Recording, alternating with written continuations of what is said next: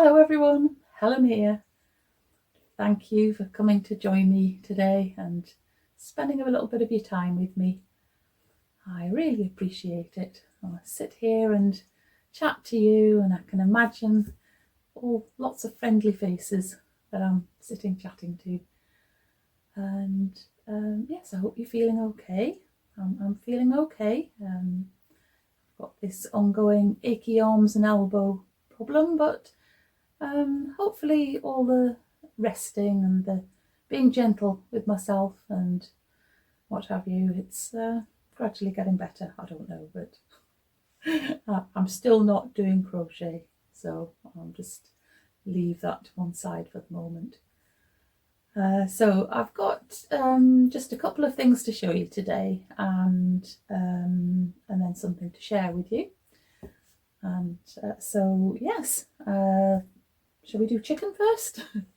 You've already met this chicken if you've been here a few times before, and this is one of the very, very popular emotional support chickens that have been just made all around the world. And it's absolutely understandable. As soon as you make one and you hold it, then you understand why it's become so popular.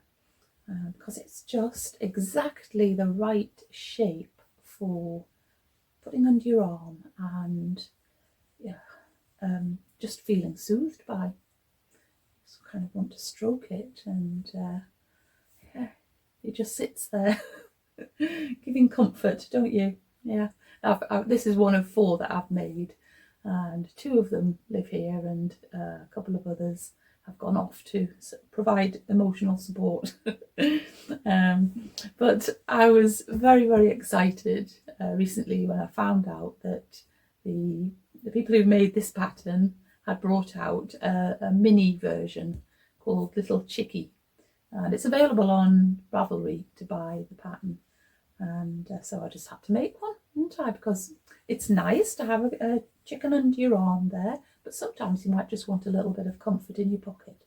And so this little chickie is just the perfect size. So this one just fits in the palm of my hand very nicely. Obviously, it depends on what kind of yarn you use as to how big it comes out. This one is made using leftover sock yarn and 2.75mm needles, although I'm currently making another one that will be even smaller than this because I'm using 2.25mm needles and kind of an extra thin sock yarn. So yeah, it's going to be smaller than this. But it feels very comforting just to hold it. I can just imagine having that in my pocket and reaching down and giving it a little squish. Very, very similar in shape to this one. It doesn't have the same number of tail feathers like the big one, but otherwise it's got that same rounded, comforting shape.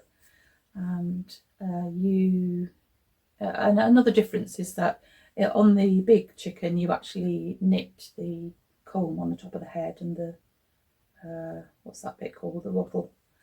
And on this one you just use red yarn to make some loops on the top of the head and a couple of loops there.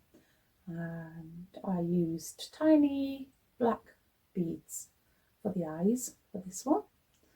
So I'm really, really happy with that. I'm pretty sure there's going to be a lot of these made. It's a great way of using up some little balls of 4-ply yarn or leftover sock yarn or whatever.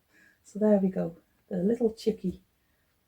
So, and what else have I been doing? I actually on my Quilt-as-you-go, I haven't taken any photos yet, but on my Quilt-as-you-go cushion cover project, which is where I'm making cushions for the camper van, I have finished all of the squares for the spring season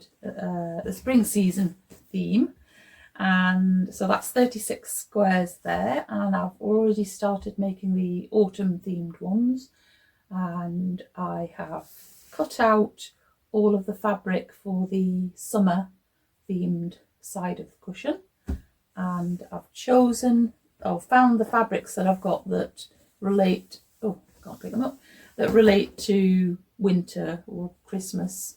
So those are waiting to be cut out though. So yeah, so that's quite good. I feel as if that project is moving along, and I'll show you in a bit more detail when I've taken some photos, so another time.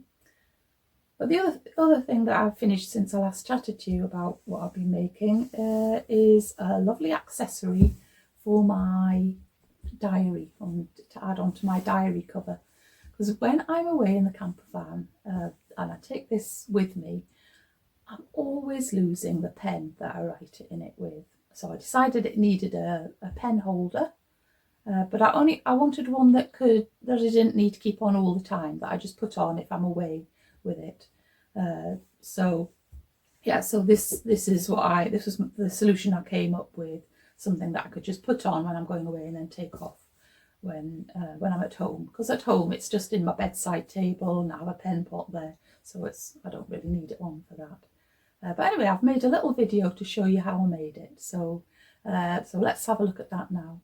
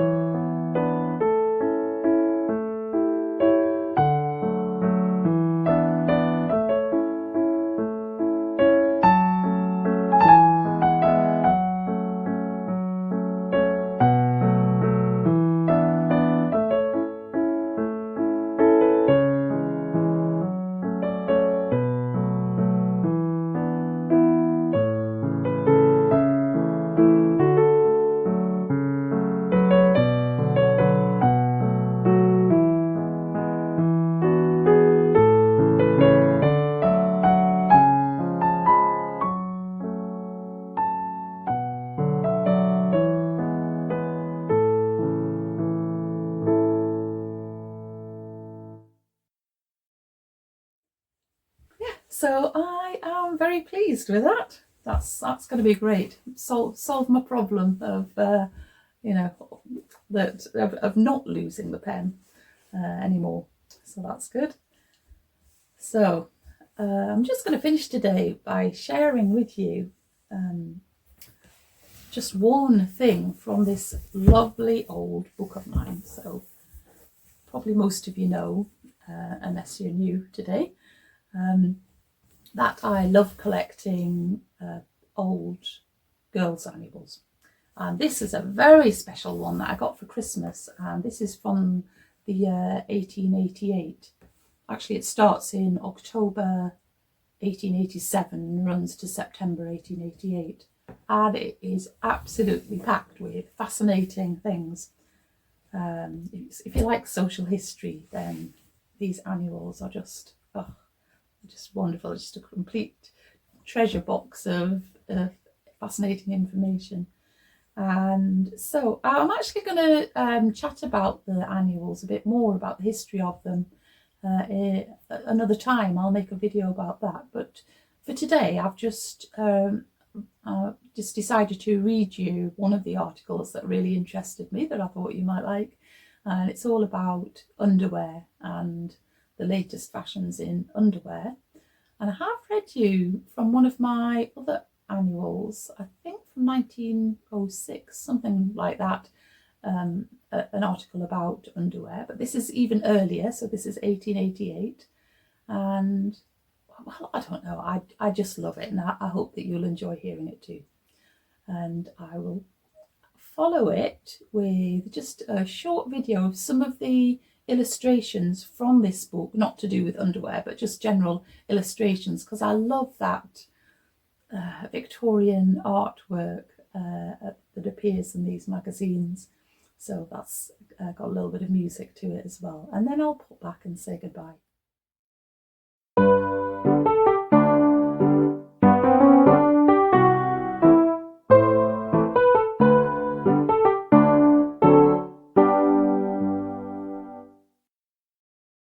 Reform in Underclothing by the Lady Dressmaker.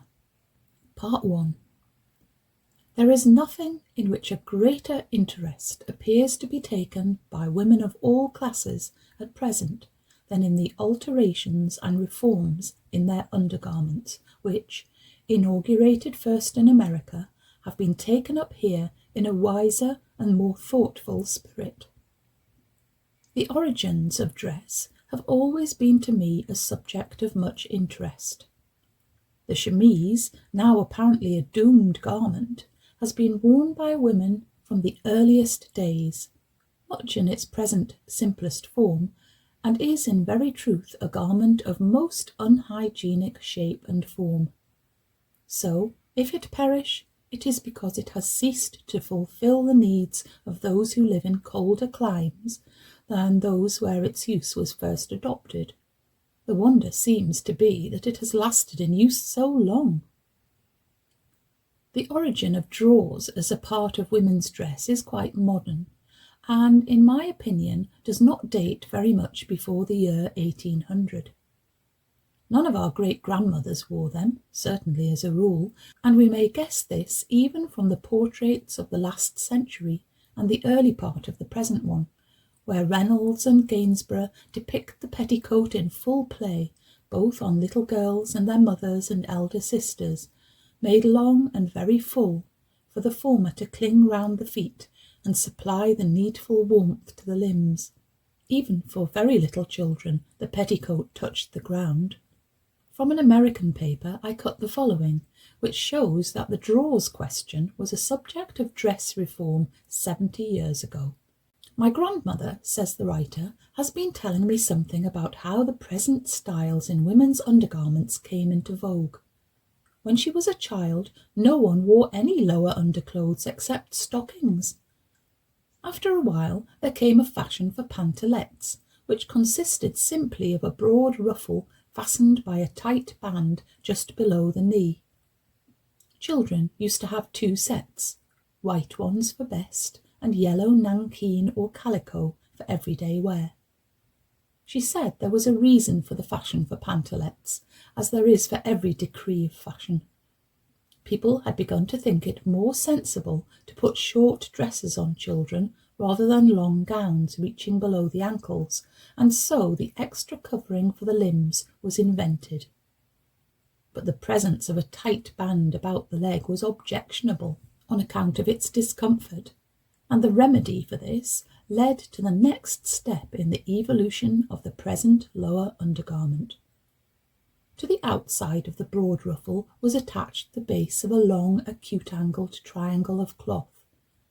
This triangle extended up the waist, where it was buttoned to the chemise.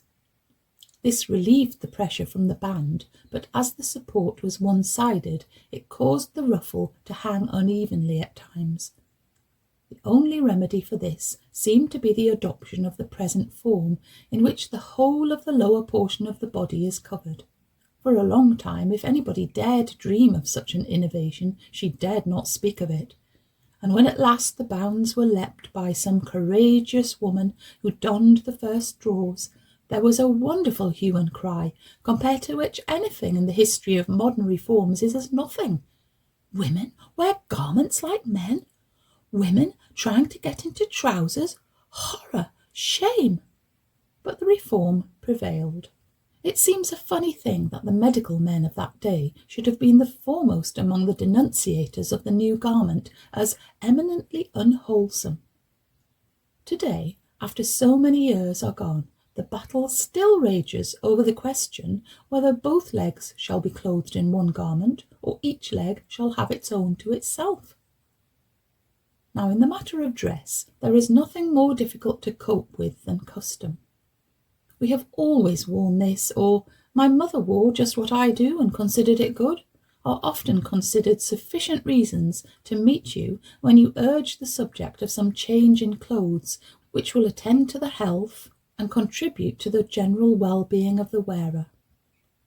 Next to this class of persons comes another, composed of people who read, but, having read, do not apply any new ideas they may see either to themselves or their neighbours. After this class, in somewhat wilful stupidity, come the people who are afraid to do anything or adopt an improvement for fear of what people may say. It is of no use urging with them first that their underclothing is not seen, and next that, even if it were, the question is one of purely personal interest and benefit. However, the subject is so widely taken up that people are obliged to think about it, even against their will. Women who work, in particular, are earnest inquirers into the newest ideas of clothing, because in their exposure to all weathers, they soon find that their usual dress is unsuitable, lacking in warmth, and restraining the natural play of their limbs. The next thing with most women is to set about reforming it, and I am glad to say these reformers exist in all classes, both of our girls and of older women. It is, therefore, to help them more especially, and the large class engaged in domestic service, that these articles are designed. Fortunately, we have nearly outlived one bad old idea, viz., that delicacy, a constant headache, and a general look of unwholesomeness is beauty. Health and beauty go together, and generally happiness follows, forming a blessed and blessing-giving trio. For myself, I could not rely on anyone's temper if their stays were laced too tightly, or their toes were pinched by pointed shoes. But alas, in spite of our advances towards emancipation, the general health of women and girls is not too good. Many of them, though not ill, never know the blessedness of mere living, which follows on the possession of perfect health and a quiet conscience. One bad old idea dies a hard and lingering death, i.e., the delusion that the flesh must be mortified if the spirit is to be benefited. If you impress on people the duty of the greatest personal attention to dress, diet, and comfort, you are met with the reply, "Oh, it would be selfish and wrong to think so much about myself." Those who are wise amongst us have come long since to the opinion that health is the means to a higher and more certain life of service, and that nothing is too small or puerile to claim our attention that will lead to the acquisition of that health, which will conduce to making our lives full of usefulness in our service to God and man. Taking care of ourselves, then, so far from showing a selfish disposition, shows a thoroughly considerate and unselfish one. For how great the burden of our sickness to others, and how many the cases of sickness that might have been prevented by a little care and thought. I must not omit to mention what Dr. Jaeger has done for us here in England, as well as on the continent, by drawing attention to the necessity of wearing woolen underclothing, and by supplying, through his various depots, not only the articles themselves, but copies of his valuable little book, at a moderate price, which is full of the latest sanitary information on every subject connected with the clothing of all parts of the body. A number of years ago, a committee of ladies in Boston, consisting largely of medical women, issued a valuable series of lectures on dress reform.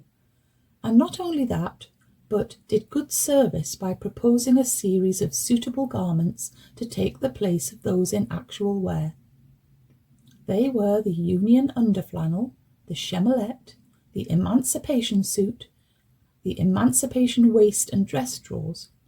These are their trade names, we believe, and we give illustrations of them all as they are useful and sensible. To be concluded.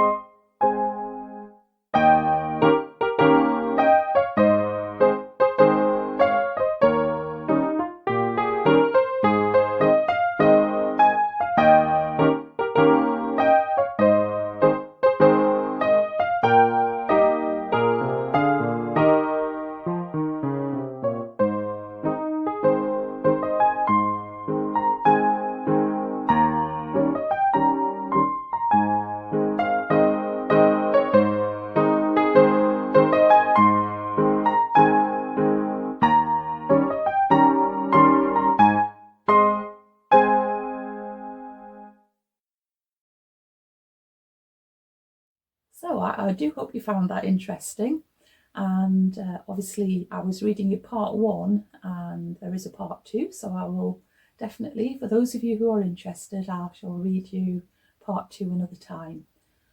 But it is time for me to go now, so I shall say goodbye.